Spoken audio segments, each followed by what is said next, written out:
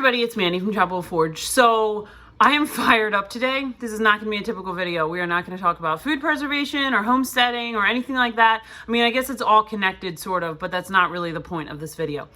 So you know that we recently moved and our beloved nurse practitioner where we used to live, she retired, and I was like, okay, even though we're traveling back and forth to Lancaster pretty often and it would be easy to work her into those trips, she retired. Maybe we'll just establish care here and then be, you know, connected to the local hospital if something tragic were to happen or whatever. We very rarely go to the doctor, but I felt like if someone breaks their leg or, you know, whatever, major things happen, it would be nice to just have established care somewhere. That was a stupid thought. So here's where we're at. I went to established care like 11 days ago at a local place, and I sat with the doctor for maybe 10 minutes. We generally went over my medical history, talked about any concerns I had, and I got shuffled out the door like cattle, like everywhere else. So I was like, okay, this was fine. We recently got new insurance because our income's been lower this year because we've been moving and all this. So I was able to get us like a pretty decent insurance plan. And I'm like, okay, well, before, you know, we get shuffled back to another high deductible, ridiculously high deductible plan. Like last year, our deductible was like 14 grand for our family deductible. We'll get this done. It covered preventative care and like all that stuff, which my other one did not. We would have had to meet the deductible before we could even go see a doctor. So anyway, so I go there, I think it's fine, whatever, the EOBs start showing up. And the blood work was billed at $1,600, and my, quote, fertility visit was billed at almost $500. I'm like, fertility visit? We didn't go to a fertility visit. So I've shared before that I miscarried in February 2022, and we haven't gotten pregnant since. So when the doctor said, do you have any other concerns? I said, well, yeah, you know, this is going on. I gave her a 30-second history of my childbearing, you know, situations, 2 miscarriages, 3 kids, healthy pregnancies, blah, blah, blah. And this appointment was now billed as a fertility appointment. So I called in today to billing, and they said, because, you know, I tried to talk to the office. Well, of course, they shuffle me over to billing, talk to billing, and they say, oh, well, you talked about fertility most of the time, so it got billed as a fertility appointment. I'm like, that's garbage. No, we didn't. So, you know, she's like, well, we'll send it over to the quoting evaluation or whatever name they came up with to call this department, and we'll call you in 5 to 7 business days and let you know what the results are. Meanwhile, I'm getting emails about how my July payment is due, which is funny because I haven't even gotten a bill yet, and the EOB is not a bill. So that's funny because what am I even supposed to pay? And I'm not paying what they're billing me because what they're billing me is a bunch of garbage.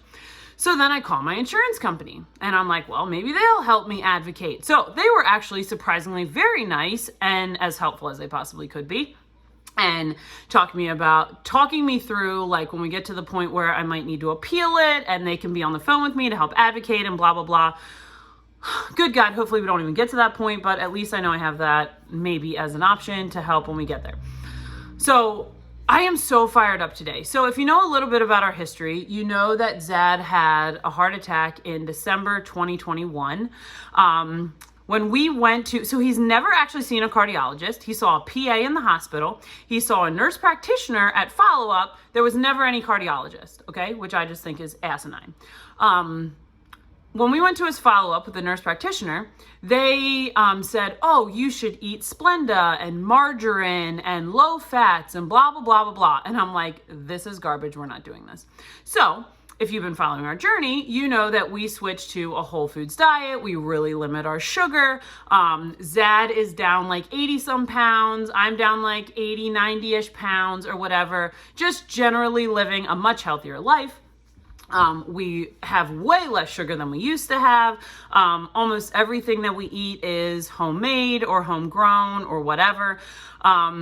So to circle back to the blood work I had done, I was like, you know what? I'm going to get my blood work done, because the last time I had it done, which was a few years ago, my triglycerides were terrible. My LDL was terrible. It was bad. I mean, I was like 315 pounds and eating terribly and consuming so much sugar and whatever. And I was like, you know what? I'm kind of curious. And since this should be covered and maybe I just have a small copay or something, we'll go get this done.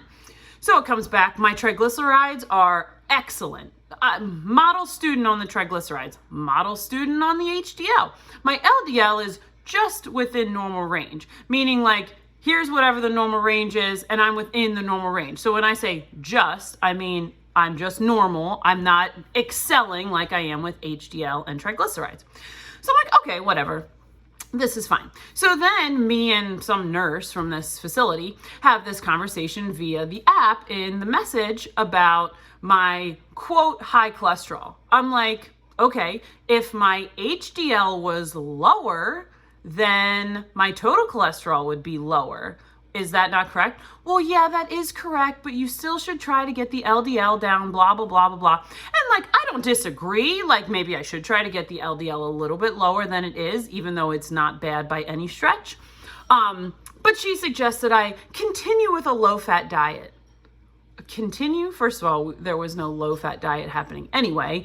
And is this 1995? A low-fat diet? Okay, gone are the days of SnackWells and all this other crap. So that's the first thing that fired me up with this place. And then the EOB came, and then that just piled it all on. Oh my gosh.